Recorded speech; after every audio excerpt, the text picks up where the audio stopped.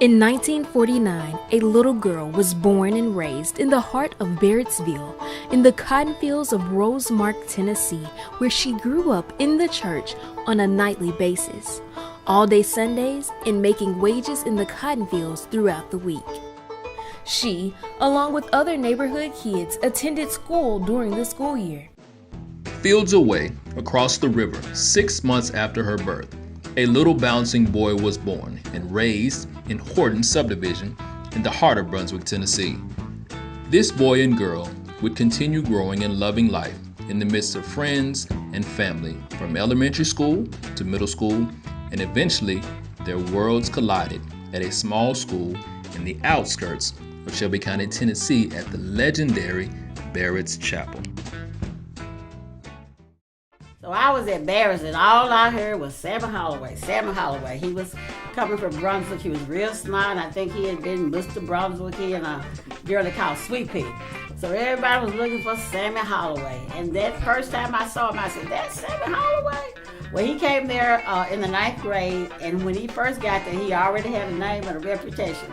But one thing for sure about him, he was smart. So he was one of the guys that was always on the honor roll. They didn't meet initially, but attended school. The popular, outgoing young man played ball, was class president, and all-around class clown. The young lady, she had a small circle, but was quite studious. I'm Sammy's uncle. We grew up very close. We were very small. We lived on this, I don't want to say plantation, but we certainly didn't own the home. And again, I guess we was 4 or 5 years old, as I remember. But we grew up close together, and Sammy moved. His family, my sister, moved into the Horton sub. But I went to Shallalana Elementary School. We moved to Allerton. Then we both went to the same high school, Barrett's Chapel High School. Now, during the high school time, back in that time, and it may be still true at this time, there were couples that hung out together. Now, Sammy was very studious, he and Addie both. My husband now, which is Louis Lacey, he was my boyfriend, and we walked around the same little strip that Addie and Sammy walked around. In fact, all of the little couples at Barrett's Chapel walked this same little strip at lunchtime. Addie was on Quiz on the Air. She was probably in the top 5 in the class. Sammy probably was somewhere there as well. He played sports, basketball. I did play some softball and baseball. I was working in 10th grade. I started working a public job in 10th grade.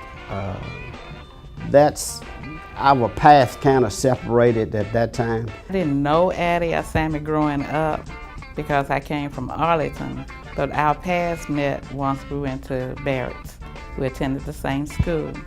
And then our paths met again once we got older. We married. I didn't realize at that time that she would become my niece. And it's been such a blessing to be a part of the ministry. Sammy and Addie were always concerned about us being saved. So every year they made that same trip to our home. They asked the same question. They got the same answer.